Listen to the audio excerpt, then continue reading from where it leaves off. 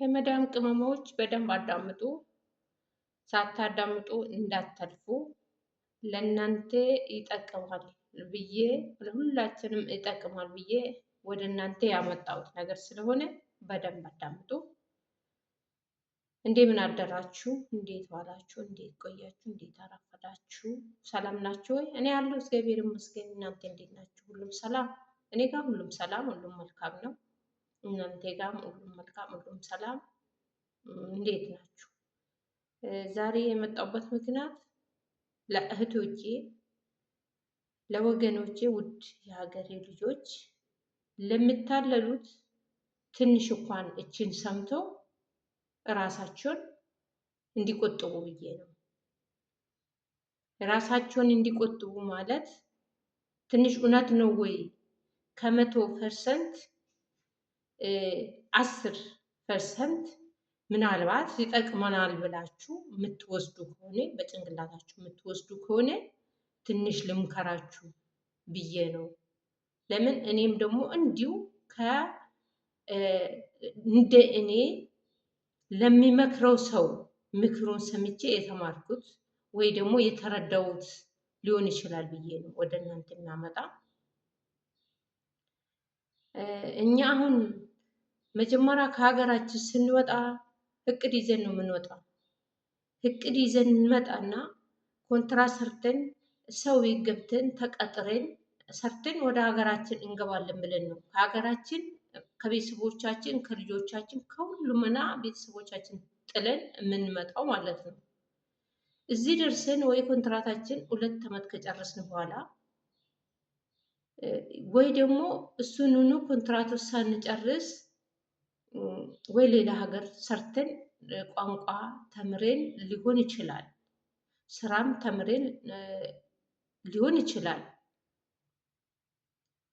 እዚህ የመጣንበት ሀገር የትም ሄድም ሀገር ይሁን የመጣንበት ሀገር ያችንን ኮንትራት ሳንጨርስ ወይ ወተን ብን ብለን ምንጠፋ ሊሆን ይችላል። እንጠፋለን። ለምንድን ነው ምንጠፋ? ትላንትና ከሚያገኘው በላይ አገኛለሁ። አንድ ጓደኛ ትመጣና ወይ አንድ ጓደኛችሁ ትመጣና እኔም አገኘሁት ይሄን ያህል ነው፣ አንቺ የምታገኝ ስንት ነው ብላ ስትጠይቅሽ እኔ ወይ ሱቅ ሄደሽ ነው ወይ ሱቅ ሄደሽ ወይ የሆነ ቦታ አግኝተሽ መቼም በአመት ወይ በ6 ወር በ5 ወር ወይ ሱቅ መሄዱ አይቀርም፣ ወይ የሆነ ቦታ መሄዱ አይቀርም፣ አበሻ ማግኘቱ አይቀርም።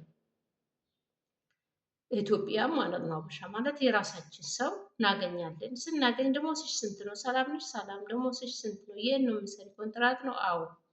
ስንት ነው የምትሰሪ? ስንት ነው የምታገኝ? ይሄን አላገኛለሁ። ለምን? እኔ እኮ ይሄን አላገኛለሁ። እኔ እንደዚህ ሌላ ቤት ከዛ ወጥቼ ሌላ ቤት ተቀጥሬ ነው የምሰራ ብላ በሞላችብሽ እውነት መስሎሽ ሮጥሽ ትወጫለሽ። ሮጥሽ ትወጪና እሷ እንዳለችው ላይሆን ይችላል። እሷ ለምሳሌ $600 ይሁን ዲናር ይሁን ያገኘችው ይሄን ያህል ታገኛለች። ግን እዚህ ጋር ብዙ ችግር አለ። ብዙ ችግር ምንድነው? አንደኛ ግዴታ የቤት ኪራይ ትወጣላችሁ፣ ግዴታ ነው። እሱን ትከፍላላችሁ። የወጣችሁበት ሰዓት እረፍት የወጣችሁ ሰዓት ያማረሽ ሁላ ትገዛለሽ፣ ግዴታ ነው። ገዝተሽ ትበያለሽ፣ ገዝተሽ ትጠጫለሽ። ሁሉንም ነገር ከራስሽ ነው። አልፎ ያንን የአንድ ወር 2 ወር አይበቃሽም። ያው 1 ወር ደሞዝ 2 ወር አይበቃሽም። ያገኘሽውን ስትገዢ ያገኘሽውን ገዝተሽ ስትበይ ግዴታ ነው። ብዙ ነገር ወጪ ታወጫለሽ። ብዙ ወጪ ካወጣችሁ በኋላ የ1 ወር ደሞዝ አይደለም የ2 ወር ለአመት አይበቃችሁም። ለምን አመት 3 አመት ራሱ 3 ወር ራሱ አይበቃችሁም። የ3 ወር ራሱ ለአመት አይበቃችሁም። ዞሮ ያችኑኑ መዳም ቤት ይሻል ነበር። ግን እንደዚህ አስባችሁ ገምታችሁ ይሄን ያህል አገኛለሁ ይሄን ያህል ታገኛለሽ ብሎ በነገሯችሁ ባትወጡ ባትጠፉ።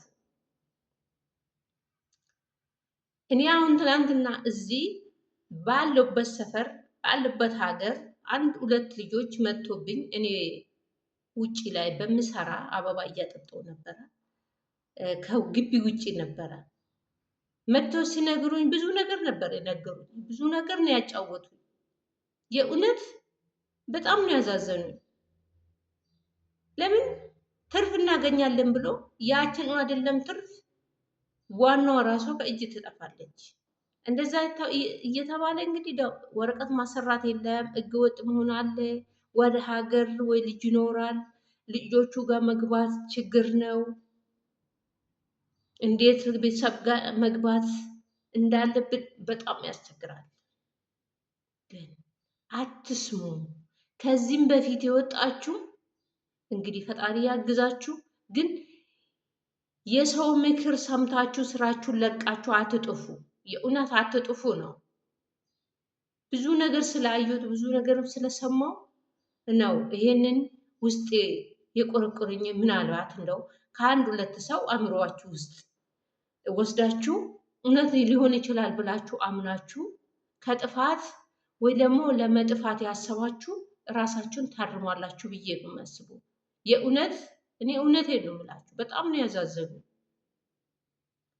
መግባት አይቻልም፣ ወረቀት ማሰራት አይቻልም። አስቡ እንግዲህ ከቤተሰብም ወጥተው ከልጆቹም ወጥተው ሰው ሀገር ላይ እንደዚህ ነው በቃ እናገኛለን ብለን መተን ሰው ሀገር ላይ እንቀራለን። ወደን ሳይሆን በቃ ግድ ነው። ይሄ ትርፍ አገኛለሁ ቢለው ነው ያ ሰው የሚጠፋ። አንድ ባወራችሁ እውነት መስሏችሁ፣ ለአንዳንዶቹ ደግሞ ለብልጦቹ ወይ ለአንዳንዶቹ ሊሆን ይችላል ይሆናል፣ ለአንዳንዶቹ ይሆናል። ግን ከዚህ ሁላ እውነት ባጠፉ።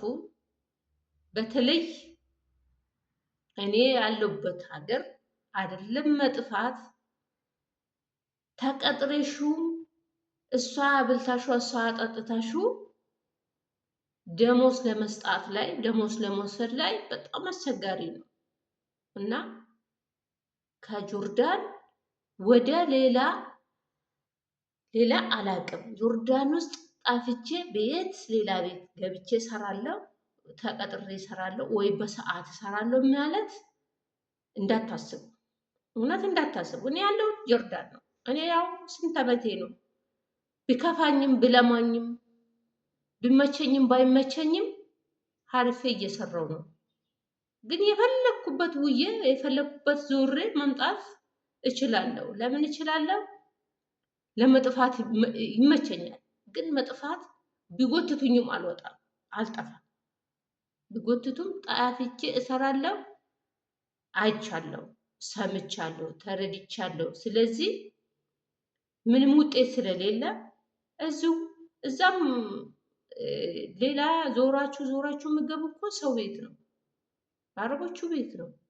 ግን ብልጭ ብለው እውነት መስሎን አይናችን ውስጥ ወይ ደግሞ አእምሯችን ውስጥ የተቀረጸችው ትርፍ ብር ይገኛል፣ እጥፍ ነው የሚገኘው ብሎ ስለተወራ ስላወራችሽ ወይ ስላወራችኝ መጥፋት አይገባንም። አደራችሁ ነው የምላችሁ እህቶቼ። በተረፈ ሰላም ቆዩልኝ። ቪዲዮዬ ላይክ፣ ሼር፣ ሰብስክራይብ አድርጉ። ሰላም ሁኑ። ፈጣሪ ከእናንተ ጋር ይሁን።